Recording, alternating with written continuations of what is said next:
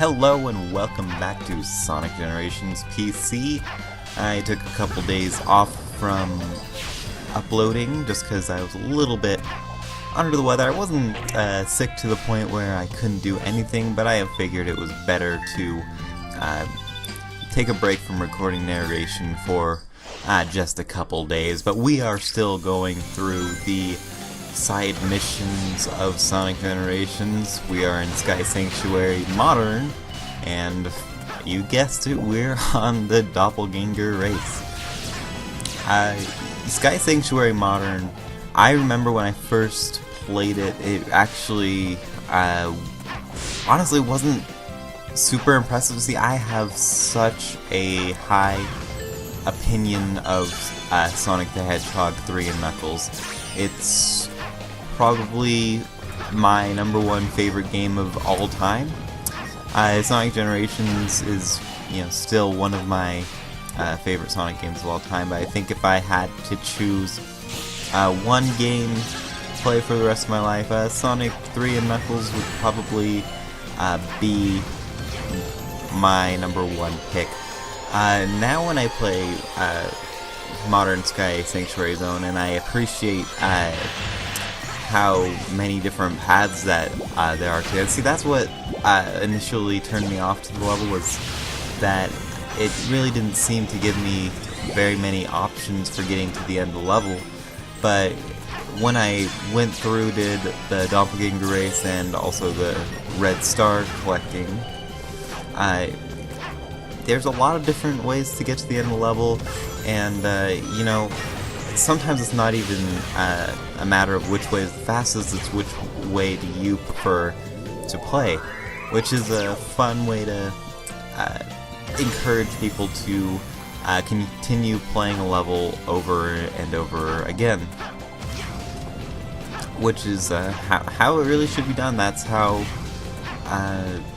the 3D Mario games work. That's how some of the Crash Bandicoot games work. It was kind of something that was missing from other 3D Sonic games. Sure, there were emblems to collect, but the emblems really, they didn't start paying off until you had an outrageous amount of them. In Sonic Adventure 2, you need to get A ranks on every level mission in the game in order to get Green Hill Zone, a 3D version of Green Hill Zone. And when you have to do that much stuff to get that sort of payout, you're earning things like, more levels in the kart racing minigame, which isn't that great, or things like that, but overall, you're really only doing all those side missions for one thing to pay off. And here, when you do your side missions and your red rings, you're collecting things that you can immediately see, immediately start using.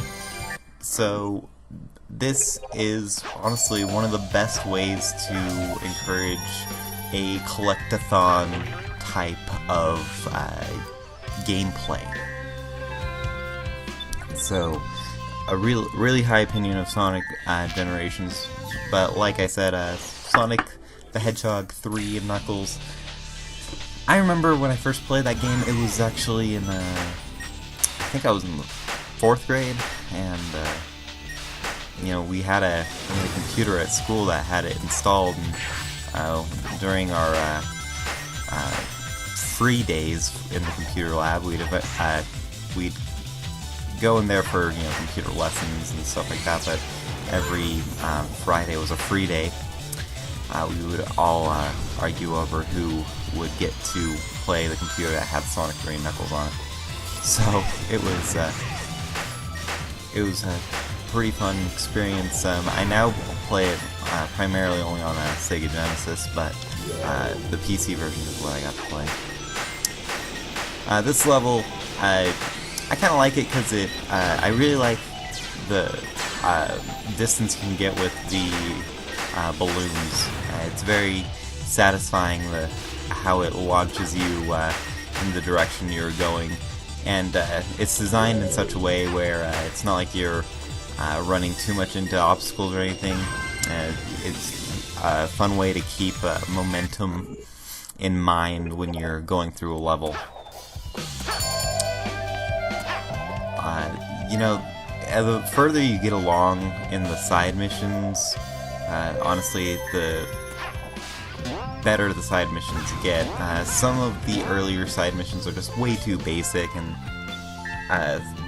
seem like they don't have a lot of meat to them. Then later on, when you get in the middle of the game, towards the end of the game, the missions actually start to be a little bit longer, and you can remember them a little bit easier. When you're in a level for just a few seconds, it's kind of hard to remember it, but these ones are a little bit more memorable. And we had a mission like this in Green Hill Zone Modern. It's the 200 boost challenge. Essentially, your boost meter does not fill in a regular way. However, you do have a bigger boost meter that's already filled up for you. So you gotta just make sure to pick and choose when the appropriate times to boost are, or when you prefer to boost, because once you use up all this boost, it's gonna be gone. And we're also getting to use these little springs that are on propellers. Those were, I mean, I'm sure there was something like them in the classic games, but the way they work in this game is very similar to how they worked in Sonic Adventure and Sonic Adventure 2, where when you bounce on them, they'll start moving upwards. So you want to continue bouncing on them so they go up higher. Kind of a fun little gimmick. Not much to them. And speaking of which, we just got the song Metal Harbor from Sonic Adventure 2. Yeah, but I guess what I was saying earlier about how levels you're not spending too much time in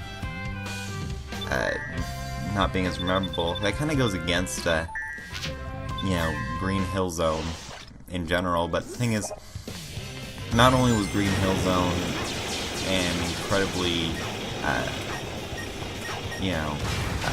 fun level, it was also everyone's introduction to Sonic, and they've reused the level trope in so many games, countless games. They've reused the Green Hill Zone trope. So even though you can complete Green Hill Zone in less than a minute, it left a pretty lasting impression on the entire video game community, not just Sonic fans. And probably the same goes with Chemical Plant Zone. Chemical Plant Zone's not that long, but it had enough going for it to be really memorable. There's still rarely a stage in Sonic that is super comparable to Chemical Plant Zone. I think of, I guess Sonic Advance 3 had what's called, but there was one that kind of looked like Chemical Plant Zone in that one. But for the most part, Chemical Plant Zone and Sky Sanctuary Zone, for that matter, are both pretty much unique in their own right, even though they've been around for such a long time. This level's kind of annoying because there's just so many things that can hurt you. You kind of, if you want to get through the level and make it under the S rank time limit, you're gonna have to just take a couple hits and deal with it. Because if you have to wait for every single, spike ball or enemy, it's gonna be a while. So I definitely just take the hit and get to the end. For this level, we're teaming up with Knuckles. We have to find 35 Knuckles tokens, and they're all buried underground. This is referring to how in Sonic Adventure and Sonic Adventure 2, Knuckles, part of his character is that he's a master treasure hunter. So he's going to help us unlock some buried treasure underground, and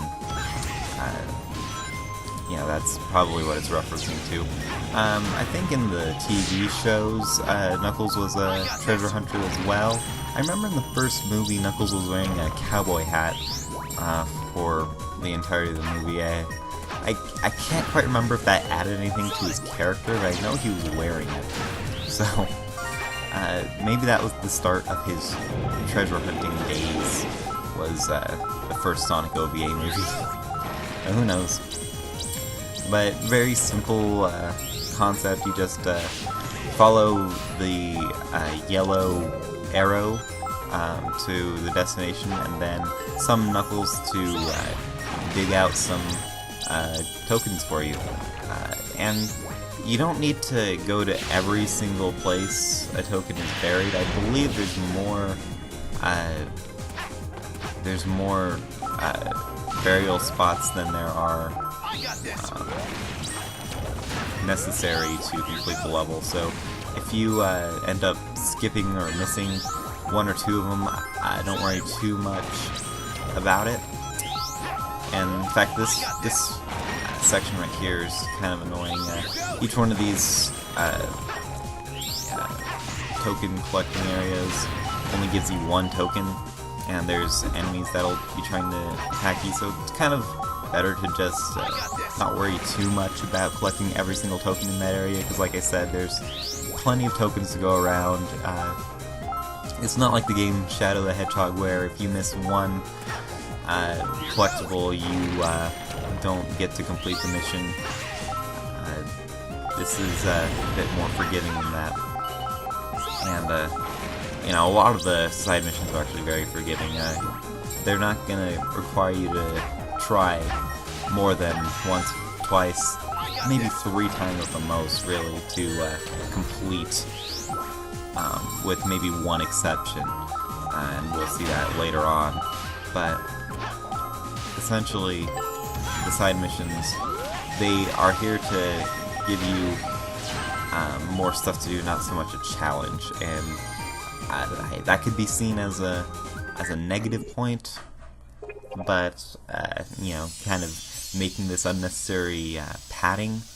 But the gimmicks are fun enough that you're not worried about how easy it is or how there's no real challenge to it. It's just you know, fun little extra thing to do that rewards you for doing it.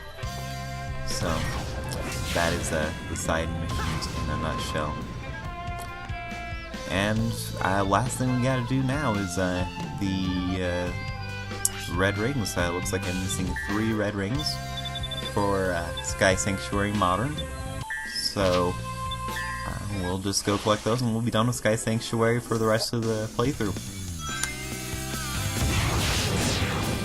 So unlike the classic Sky Sanctuary zone, the red rings in this one are not as exact. You don't have to necessarily complete the level 3 times in order to collect all the rings, but what it does as well is it makes it very tricky to get the red rings in one go. The thing is, if you miss a red ring, you'll basically have to do the level over again in order to do it. So if you gotta be pretty exact if you're planning on getting all the red rings in one go. You'll see a couple cuts towards the end when I'm collecting the other 2 red rings, because if you miss those red rings, it's either, I'm pretty sure it's impossible to get back to the area where the red ring is if you miss it. So you just gotta really know where they are, plan out your movements, and collect the red rings that way if you want to do it with minimal retries. Just like that. I had to cut because this part right here, you gotta make sure you hit the top rainbow ring. Then you gotta be careful not to fall off here, which is actually very easy to fall off here since Sonic's a little bit awkward to control for tiny platforms.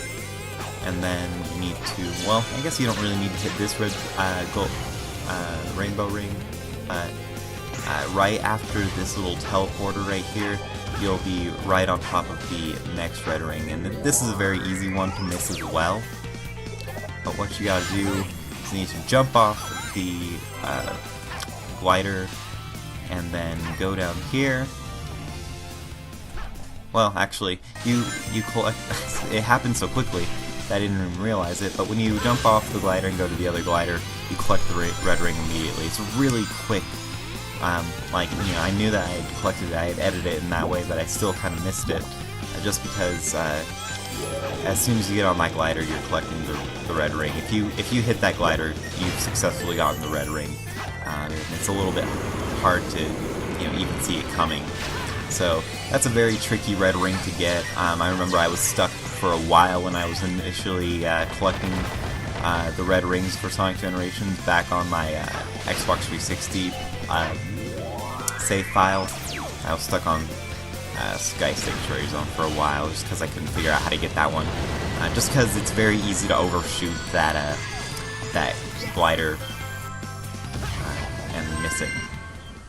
So anyway, that was Sonic Generations PC Sky Sanctuary Zone.